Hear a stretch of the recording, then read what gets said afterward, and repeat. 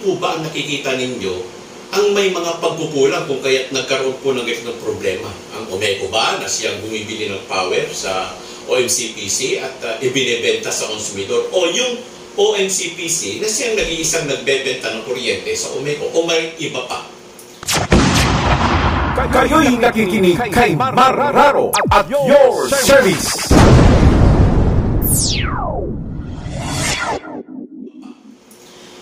Wow, ang hirap ng tanong mo. Sobrang hirap kasi hindi siya sanhi o dahilan o hindi isang tao lang ang dahilan o isang ahensya lang ang dahilan. No? Ito kasi ay unang-una sa Umeco.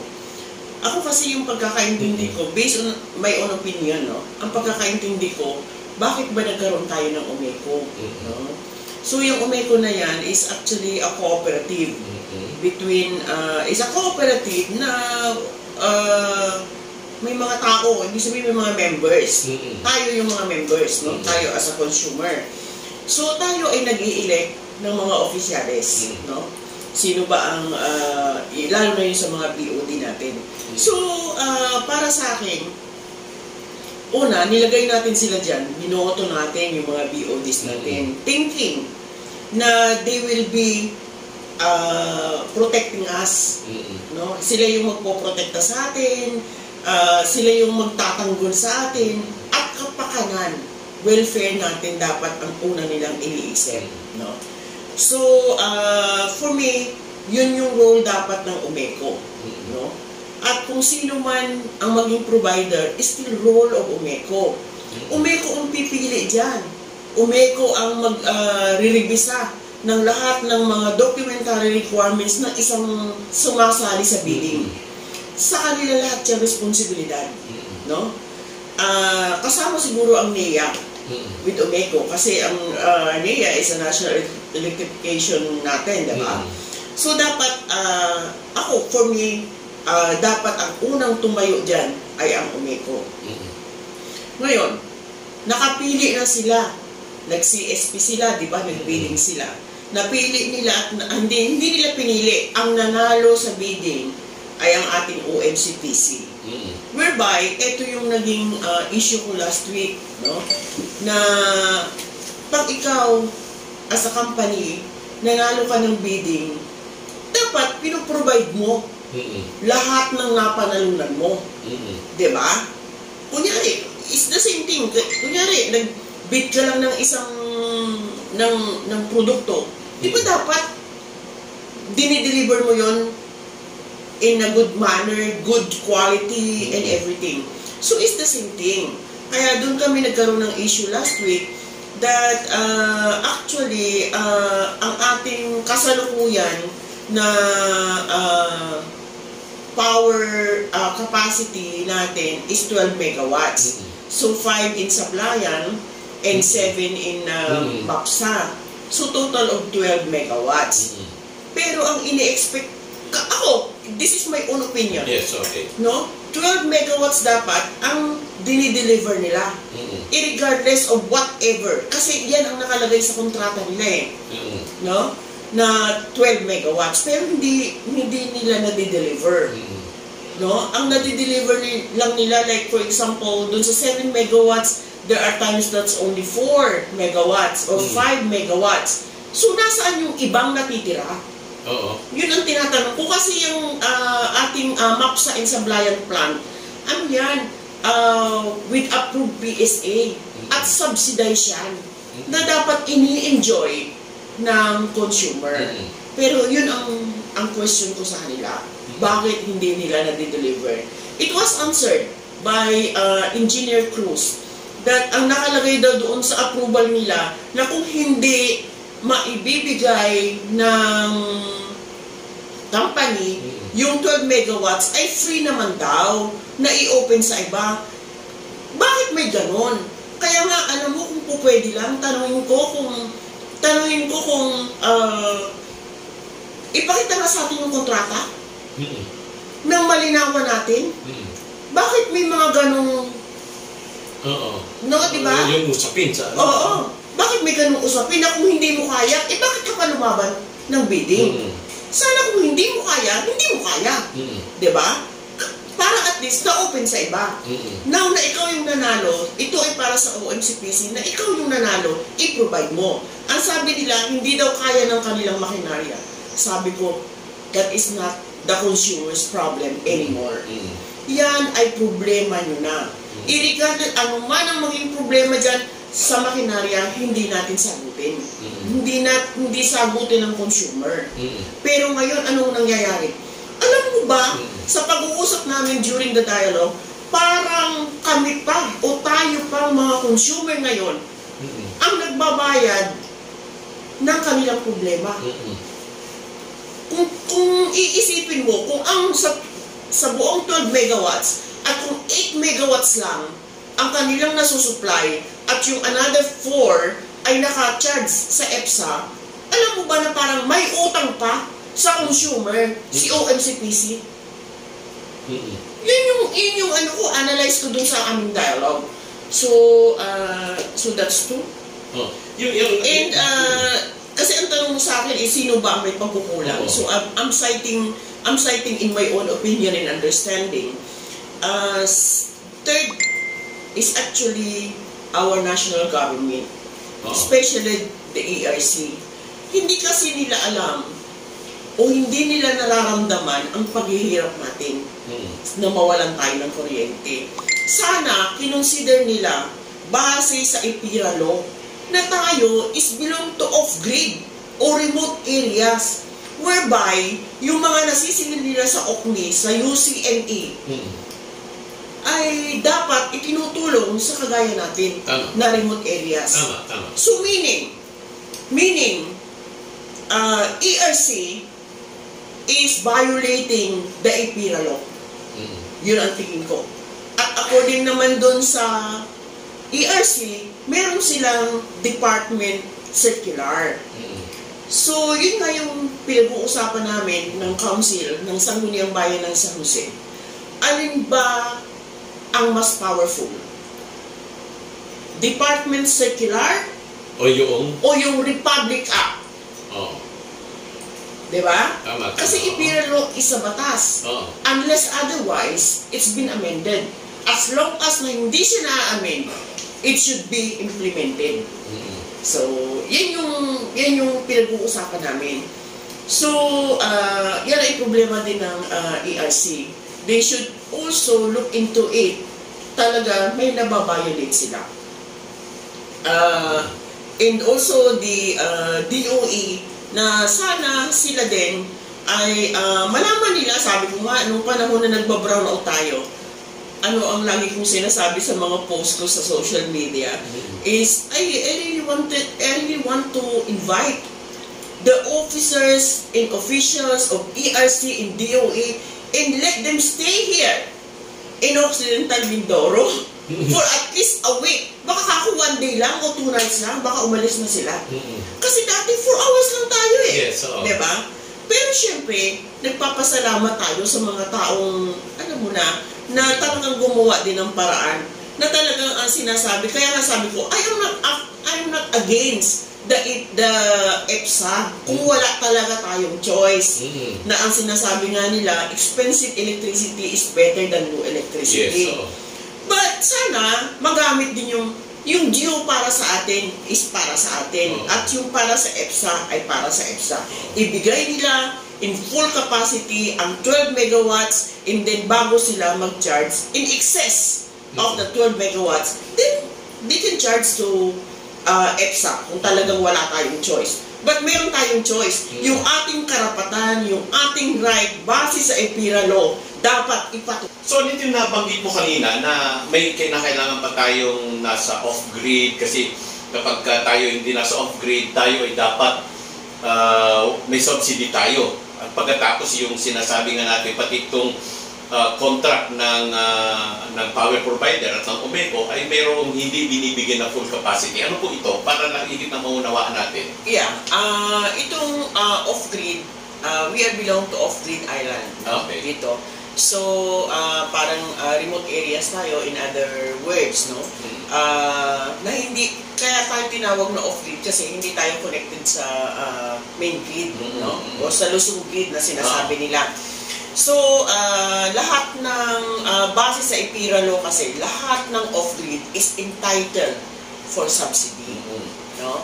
So, at yung pag-declare kasi nila ng EPSA, ay meron din kaming opinion dyan na dapat hindi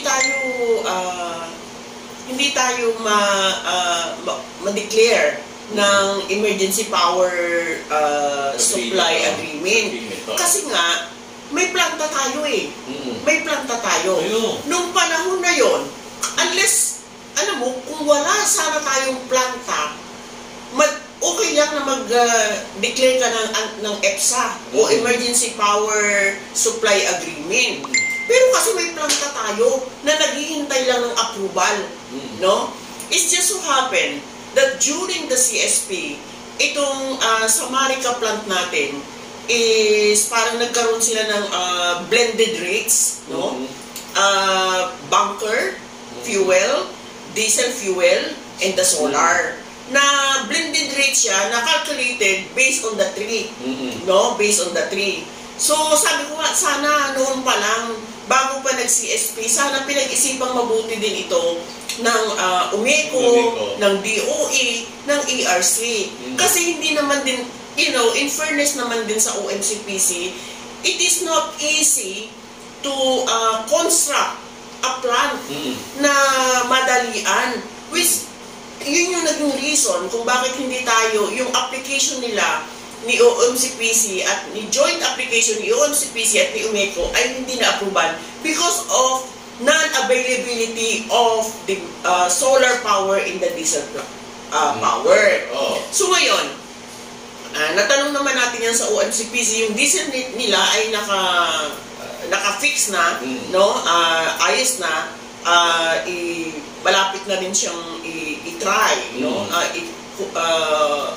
Commission ba yun? Something like that. Hindi ako masyadong, alam mo naman, hindi naman ako electrical engineer, no? And I know na nandiyan na rin lahat yung kanilang mga gamit, no? Lahat ng kanilang mga construction materials na kakailanganin sa solar ay nandiyan na din. Kaya nga, nagkaroon sila ng up to December, na by December kailangan tapos na talaga siya para by January ay makabalik na tayo sa normal, no?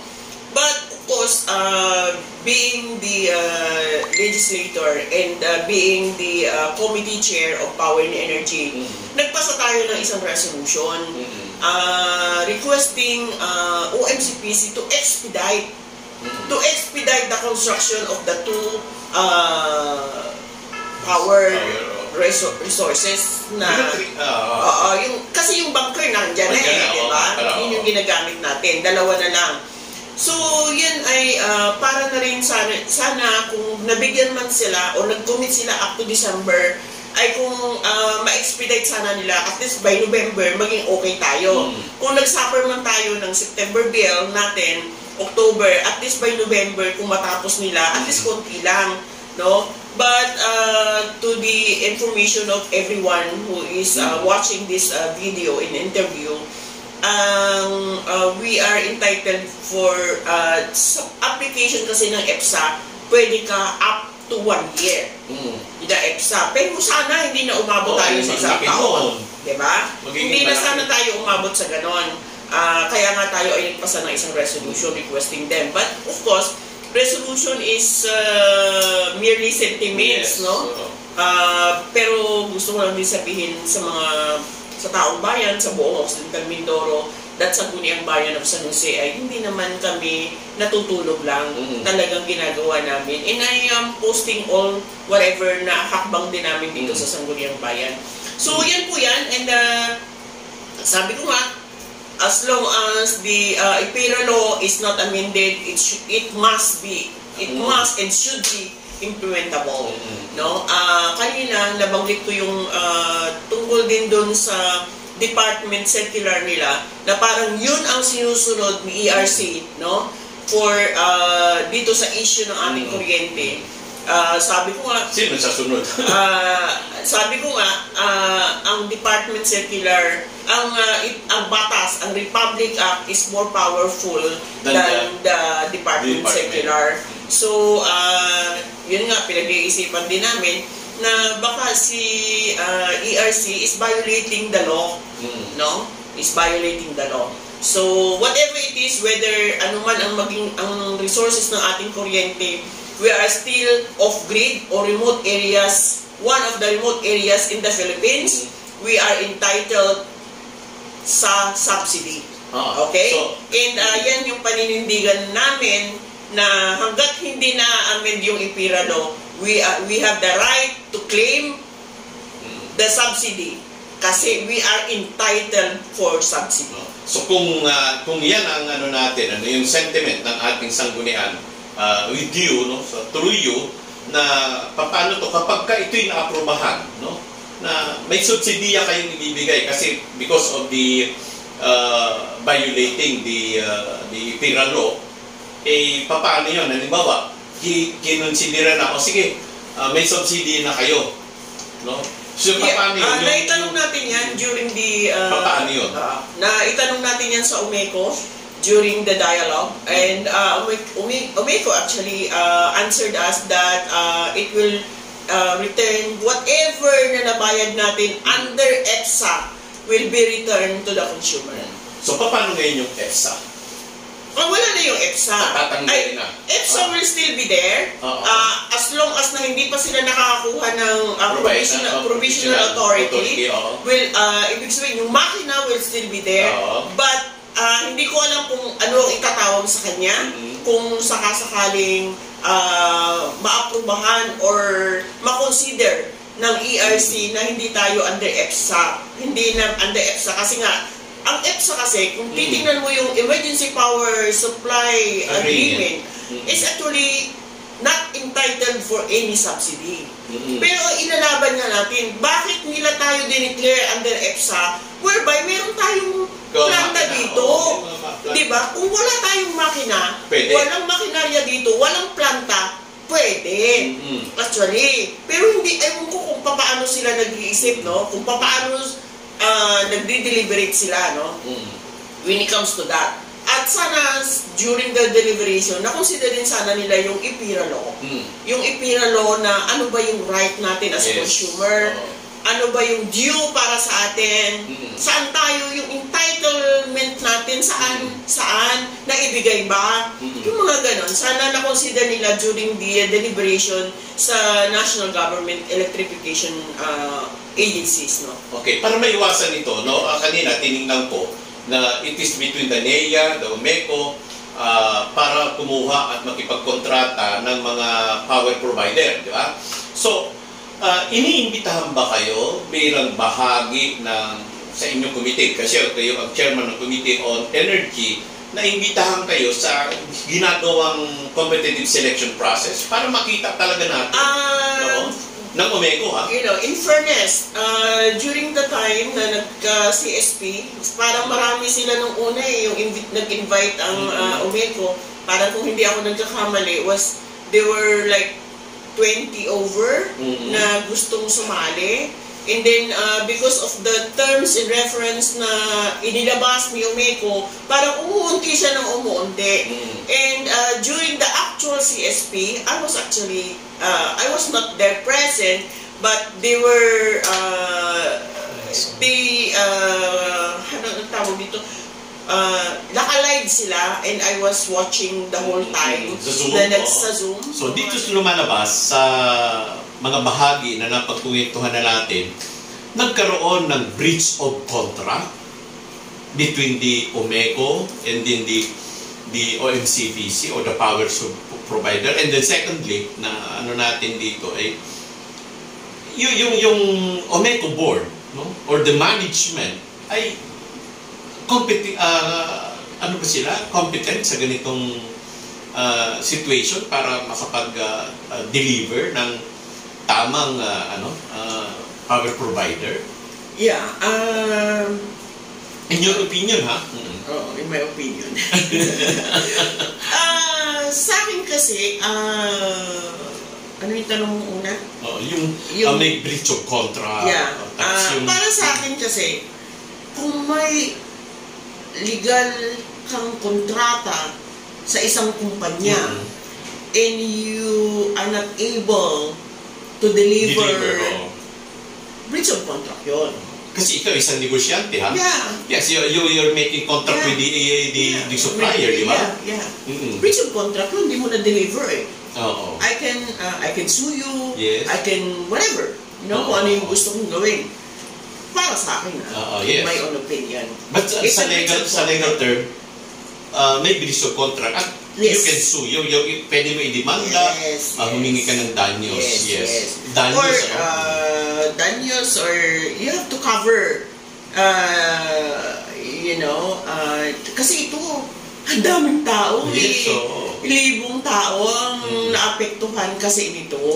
At saka, alam mo, yung mga members din nila, alam ko, hindi naman sila naiiba ang bill sa atin. Sila din mismo, no? Hindi lang sila makaangal because they are there in the position, no?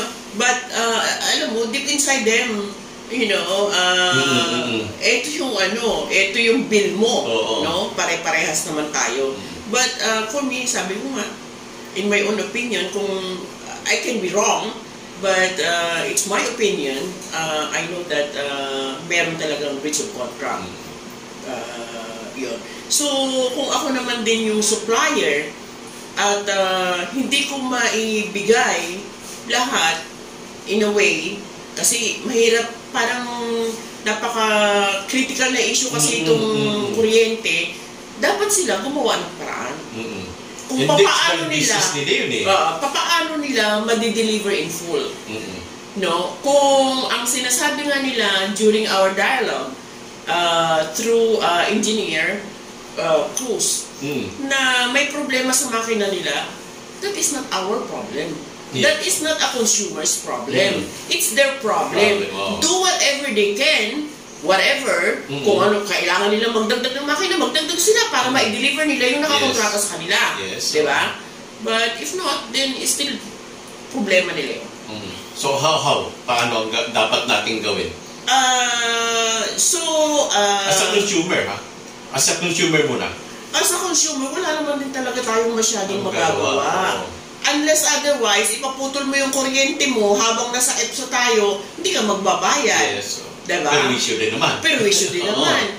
Na alam mo, minsan, hindi naman araw-araw umuulan para malamig yung panahon, kailangan mo pa rin talaga kahit paano ng electric fan, especially kung nandito ka sa bayan, na dikit-dikit yung bahay. But if your house or residence is nasa bukid, ay mapagtitiisan mo na yan, no? Magkulambo ka lang. Pero kasi napakahirap, nasanay na tayo ng may kuryente. And hindi ba dapat tayo ay looking forward dapat tayo no? Hindi dapat tayo pabalik. No? So, it means from kuryente, magmumuron ka. Napakahirap nun.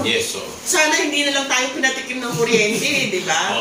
But, sabi ko nga, ay, alam ko naman na whatever it is, magagawan din niya ng paraan. But, ang concern lang talaga natin ngayon, apektado ang ating mga mamamayan. So, ngayon dapat yung paraan, no? Na talagang, ako, sinasabi ko din talaga na, malaki din yung pasasalamat natin sa ating congressman. Kasi talagang he did all he can, no, na papaano lahat, ayun ko, hindi ko na lang talaga maisa-isa yung kwento. At alam ko naman din talaga na he did his best, no, para dito. At wala naman din talagang magagawa dahil nung umupo sila, tapos na yung CSP, nakakontrata na itong mga ito. How are you going to just terminate? It will alam mo, pwede naman silang i-terminate pero at the end, tayo mga consumer na naman ang talo. Biriin mo, i-terminate nila. Wala namang alternative na supplier. That's the fact. So, doon talaga tayo papasok sa EPSA na totoo, no? Kung i-terminate natin ito. But sana hindi naman din lumaki yung ulo ng ating supplier by thinking of that, na sana alam ko din naman na they are also doing their best. But hindi ko alam kung hanggang saan yung PC nila. Alam mo, you know, yun. And also for Umeco, ngayon din yung sinabi ko during the dialogue, magparamdam naman kayo sa taong bayan. Iparamdam nyo sa amin na kinakalinga nyo kami, pinagtatanggol nyo kami, at yung welfare namin ang first priority ninyo. Kasi hindi namin kayo maramdaman. But according to them naman during the dialogue that they already sent a demand letter to the supplier, no? Na bakit hindi 12 megawatts ang binibigay nyo at ang dinideliver nyo? Sabi ko, yung pala may mga ganun kayong hakbang, hindi pa dapat alam ng taong bayan yan. Kasi sabi ko nga, di ba, sabi ko dun sa dialogue, kamay-ari kami, sabi nyo. Kamay-ari kami. Pagdating sa mga problema, kamay-ari kami. Kasi syempre, pag dami ng boses, no? Na magre-reklamo, ay mas powerful yung nirereklamo mo. Pero pagdating sa desisyon, bakit hindi man lang nag-isama? Oo, bakit kaya na hindi na kami kamay-ari? Kayo na lang ng kayo. Sana sabi ko, kung ano man yun, sana madali lang namang magpa-dialogue diba? Sa mga tao para maintindihan ng mga taong bayan at ng kamay-ari. Sana sa whatever happen, any weather, dapat magkasal talaga. Oo, dapat ma-inform ang taong bayan. So yun lang naman yung ano ko sa Umeco. And doon naman sa ERC ay sabi ko sana, ngayon wala silang application kasi hinihintay pa. Nagtinanong ko din sila na sabi ko, doon ba sa mga documents na isinabit ninyo sa ERC, ang kulang lang talaga ay yung documents ninyo sa diesel plant at saka sa solar. Yun na lang daw. So pag nayari yan, with all the documents, yun na lang ang idadagdag nila and then they will apply again. The Umeco, it's a joint application by Umeco in the OMCPC actually to ERC para makakuha tayo ng PSA. Okay. So yun. So dito sa nakita ko, no, last question ko na lang ito dahil gawa ng nakita ko halos for the past natin na naging problem yung nag-start tayo sa mga brownout. Marami kayong mga resolutions na mga ginawa, no? Mga ginawa. Ngayon, at this point in time, ano naman ang gagawin na hakbang ng Sangguniang Bayan through your committee, no, as chairman ng Committee on Energy, ano ngayon ang hakbang na gagawin ninyo? So, sabi ko nga, yung aming dialogue was actually in aid of legislation.